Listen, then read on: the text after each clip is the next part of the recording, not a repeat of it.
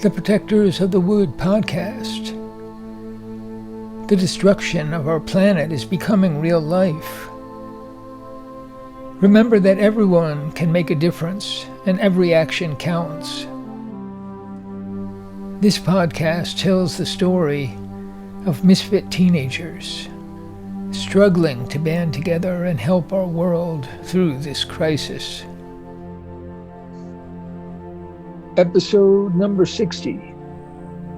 Terrence and Mario come through. The preparations are in place.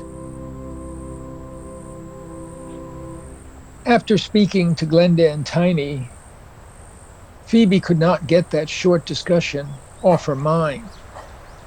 She walked back home and lay in bed.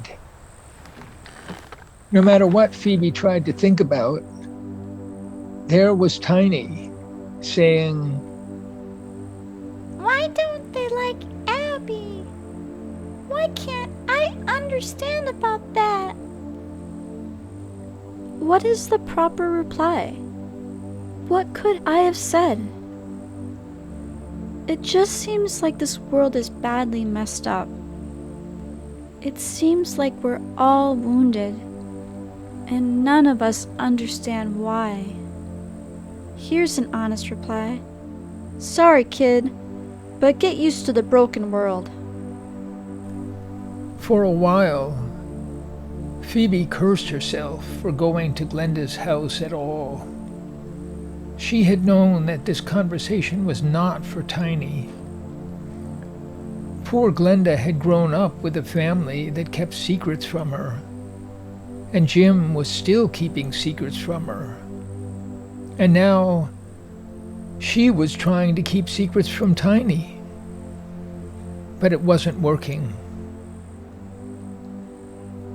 And come to think of it, I've grown up in a family keeping secrets from me. And most other families probably have secrets too. The heat was building up. Phoebe took a shower and tried to start the day over again.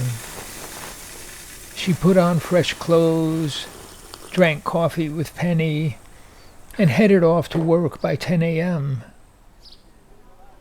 At the toy store, Gilligan was already on the scene, and the green market was in full swing. He placed her at the cash register, while he spent the first part of the day in the courtyard. Luis arrived in the early afternoon and worked in the courtyard again, allowing Gilligan to move inside and handle the cash. Deliveries arrived. Phoebe opened boxes and stocked shelves. Around noon, William Windeman walked into the store with a rental contract for Gilligan's approval. They spoke at the counter for a few minutes, and Gilligan called Phoebe over. We're just filling in the blanks here. How long will the contract last? A year? 6 months? Make it a year. Gilligan nodded to Windeman, who wrote in the details. And now, about the rent. $100 a month? $500? $1 a year. What? We're just giving the backyard away? Not at all. This contract is for one thing only: youth soccer practices and games, and the enjoyment of these activities by family and friends. That's the only use the Half Moon United Soccer Club is getting for $1 a year. And that helps create our population of customers. They're bringing our customers to the toy store, and we're encouraging them to do that by charging only $1 a year. One hand washes the other. If we make it too hard for one hand, it will stop washing the other one. Windeman looked at Gilligan. Well, does that make sense to you? The reply stuck in Gilligan's throat. I should point out that right now you're on the verge of canceling this activity in your backyard altogether. Will that hurt your business? Yes. Yes, it would. And do you think Sammy will agree to rent his backyard for $1 a year? Gilligan could not reply, and Phoebe jumped in. Yes, he will. But he'll reserve a small part of the backyard for the tables for his outdoor cafe. Do you wish to reserve any part of the backyard?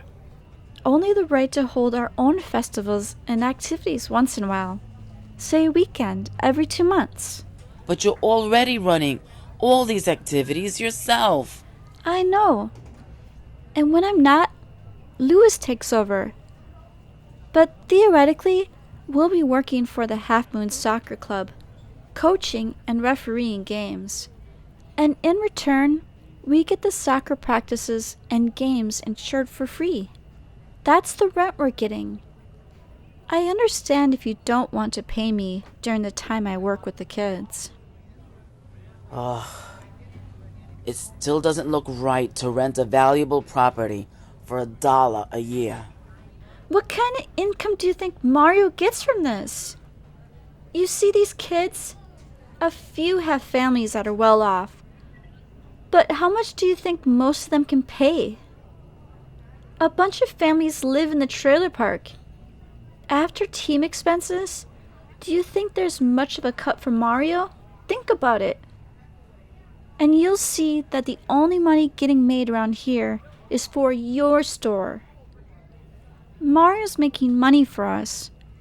And now we want his insurance too. And you want to charge him for that. Now, back up a bit. Let's not make this too emotional. We're looking for a rational solution, a win-win. Remember, from a business point of view, you're in good shape. You're making money. All you need to do is defend your position. Windeman looked up to Gilligan. Think of it this way. The only question is, are her points correct or not? Point number 1. Does the soccer club, your prospective rental client, make any money to speak of? Point number 2. Are you making money off their activities, and will you benefit further by their insurance? Okay, I get it. $1 it is. I'm slow sometimes, but steady. That's good. Slow and steady wins in the end. Windeman wrote the numbers on the contract. Let's just hope your client appreciates the deal. I think you're doing the right thing. He gave Gilligan 2 copies for signatures and stood up. Now, I think I'll go through these points with Sammy. Can I bring Phoebe along, or would you prefer to come yourself? Either way is fine. Nah, you go ahead, Phoebe. You explain it better than I do. But I'll tell you one thing. When it comes to signing contracts for the Courtyard Green Market, we're gonna be charging some rent. I understand. The green market is a real business. Youth soccer, at least our kind, is mostly a labor of love. I'm glad someone understands these things. Let's just get it done. Windeman and Phoebe headed out through the courtyard. The air outside was like a wall of heat. The sun glared down and hurt their eyes.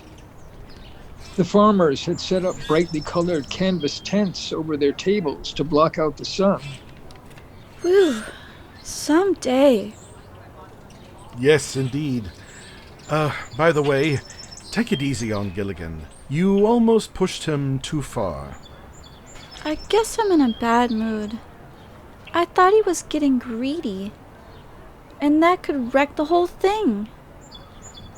Well, it's hard for him to understand what you're doing. He seems simple to you, but other people don't get it. Sammy?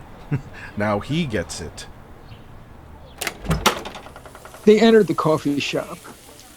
Sammy was behind the counter making sandwiches. Hey, folks! I'll be with you in a minute! Grab a table!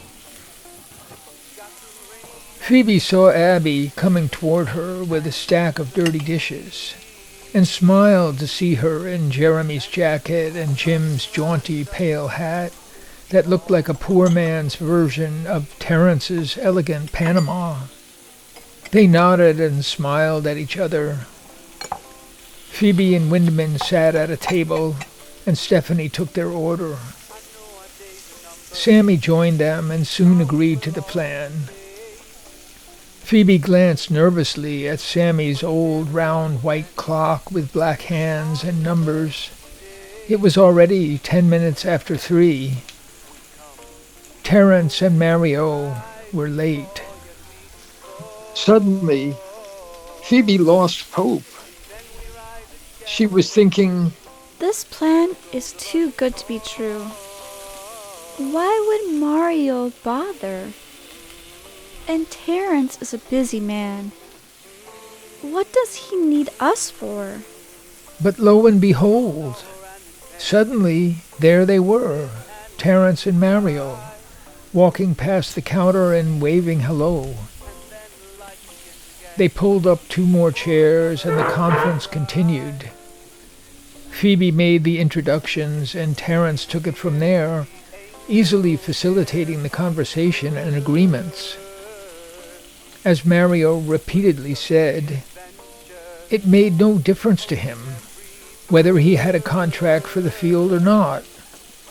The players and the club were insured as long as the activities were safe and competent. If Phoebe and Luis ran professional, age-appropriate soccer activities, treating the players with respect, nothing else mattered. He signed Sammy's agreement and accompanied Phoebe and Windeman back to the toy store. Terrence said goodbye on the sidewalk. Shannon and I will stop by tonight. We've been wanting a dinner at one of those outdoor tables. Thank you. Thank you. You're saving our project. I'm so happy.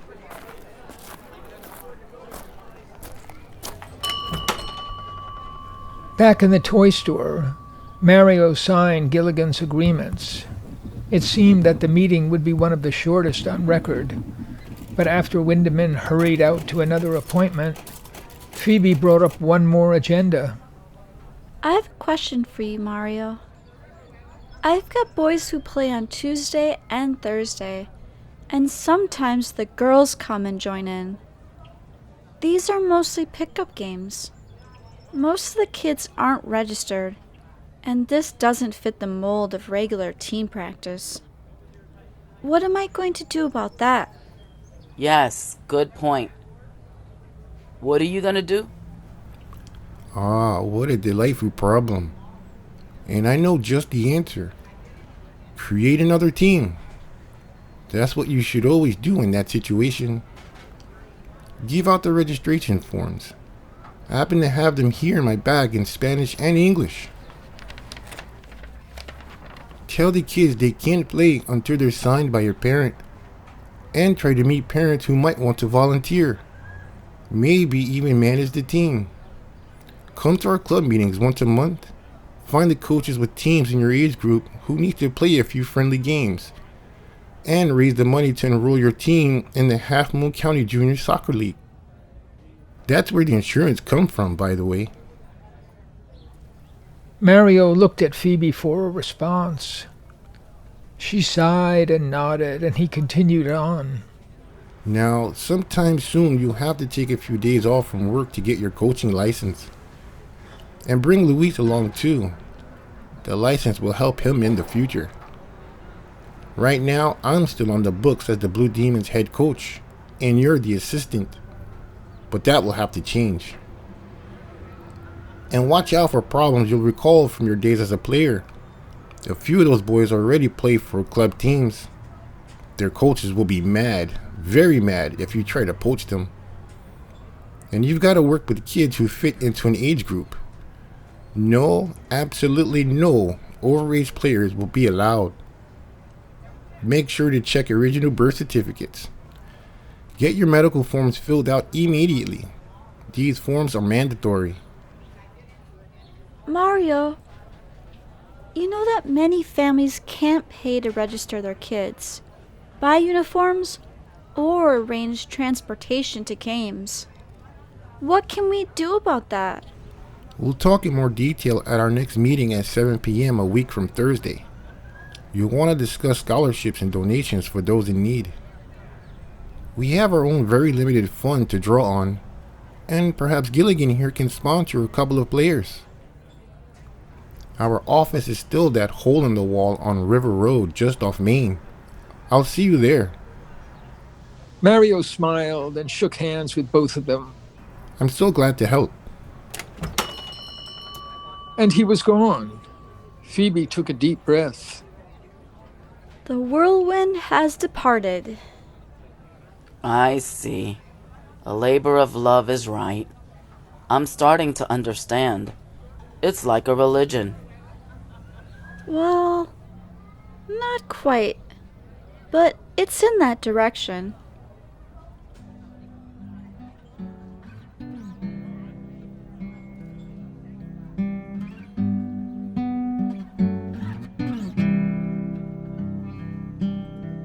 Through heaven and earth, a tree is growing.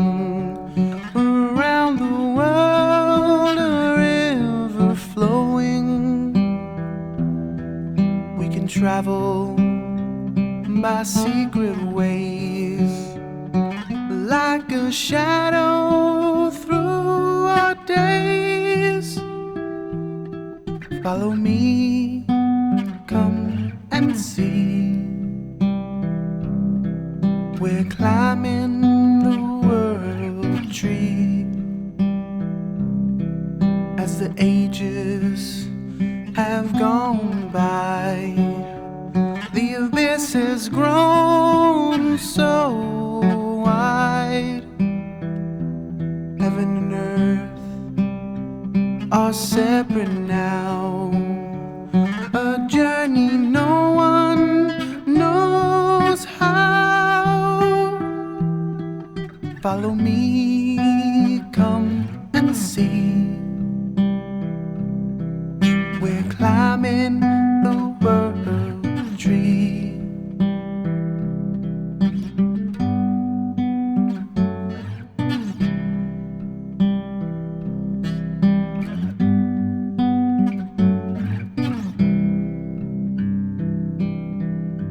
See how we come closer.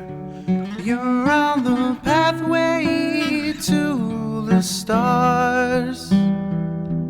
Reach out your hand and touch the heavens. It's not far, it's not far. Follow me, come and see. We're climbing the world tree. Follow me, come and see. We're climbing the world tree. Follow me, come and see. We're climbing the world tree.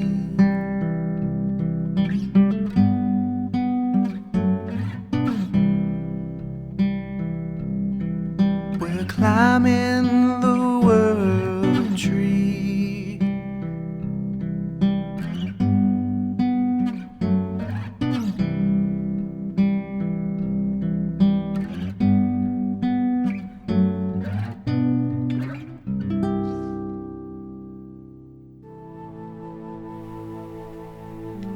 Thanks for listening to the Protectors of the Wood podcast. Find all our podcasts, songs, and projects on our website, protectorsofthewood.com. And to all those eco warriors out there, remember that everyone can make a difference and every action counts.